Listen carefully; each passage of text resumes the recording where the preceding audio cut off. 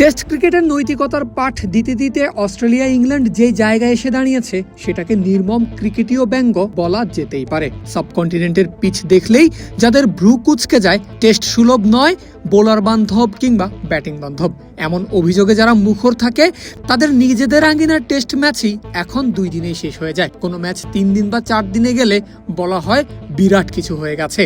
শুধু তাই নয়, এই চোখের পলকেই ম্যাচ শেষ হয়ে যাওয়ার কুফলটা এখন পকেটের অর্থ দিয়ে গুনতে হচ্ছে অস্ট্রেলিয়াকে।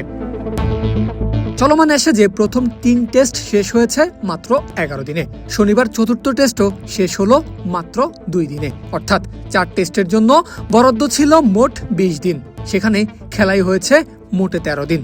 ফলাফল, ক্রিকেট অস্ট্রেলিয়ার মাথায় হাত। দল যদিও ইতোমধ্যেই সিরিজ জিতে ফেলেছে, কিন্তু অজি বোর্ডের মাথায় এখন চিন্তার ভাঁজটা ফাইন্যান্সিয়ালি বেশ এক্সপেন্সিভ।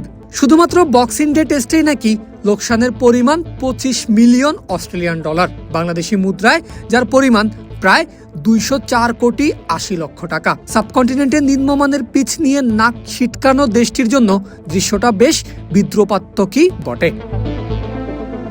এত দ্রুত টেস্ট শেষ হয়ে যাওয়ায় আইসিসি, সম্প্রচার প্রতিষ্ঠান ও স্টেক হোল্ডারদের বিরক্তিও বেশ চরমে।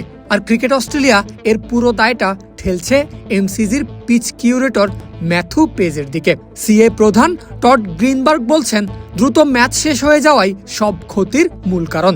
দ্য সিডনি মর্নিং হেরাল্ড সংবাদ মাধ্যমের দাবি, 2 দিনের টেস্টকে 4 দিনের বাণিজ্যের সঙ্গে তুলনা করলে টিকিট, খাবার, বিনোদন, সম্প্রচার সব মিলিয়ে লসের পরিমাণ 25 মিলিয়ন ডলার।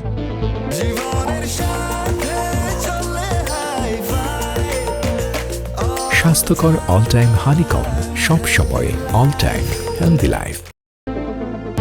মজার ব্যাপার হলো, বক্সিং ডে টেস্টে কিন্তু দর্শকের একটুও ঘাটতি ছিল না, বরং প্রথম দিনে রেকর্ড 94,199 জন দর্শক মাঠে বসে খেলা দেখেছিল, যা কিনা 140 বছরের অ্যাশেজ ইতিহাসে একদিনে সর্বোচ্চ। দ্বিতীয় দিনও সংখ্যাটা ছিল 92,045 জন। ফলে স্বাভাবিকভাবেই তৃতীয় ও চতুর্থ দিনের জন্য অগ্রিম টিকিট বিক্রি হয়েছিল হাজারে হাজারে, যে টাকা ফেরত দিতে হয়েছে দর্শকদের। মোট কথা, মাঠ ভরেছে, অথচ ম্যাচই টিকেনি 2 দিনের বেশি। ফলে ক্রিকেট ব্যবসায় ভয়াবহ সমীকরণ, লালবাত্তি অস্ট্রেলিয়ান বোর্ডে। সাবকন্টিনেন্টের কোনো পিচে এভাবে একটা ম্যাচ শেষ হলে অজি ইংলিশ বিজ্ঞরা ক্রিকেটের ভবিষ্যৎ নিয়ে ঠিকই শঙ্কায় পড়ে যেতেন, কিন্তু এখন অস্ট্রেলিয়াতে অহরহ হচ্ছে এটা। একদিনে 15 উইকেট পড়ায় মিরপুরের পিচকে ডিমেরিট পয়েন্ট দিয়েছিল আইসিসি। আর এই চলমান অ্যাশেজেই অ্যাডিলেডে একদিনে পড়েছিল 20 উইকেট। একই দৃশ্য দেখা গেছে মেলবোর্নেও। কিন্তু এবার অস্ট্রেলিয়ার বক্তব্যে কৌশলী সুর। গ্রিনবার্গ বলছেন, সব দোষ পিচের নয়, ব্যাটাররা ধৈর্যের প্রমাণ দিতে পারেননি।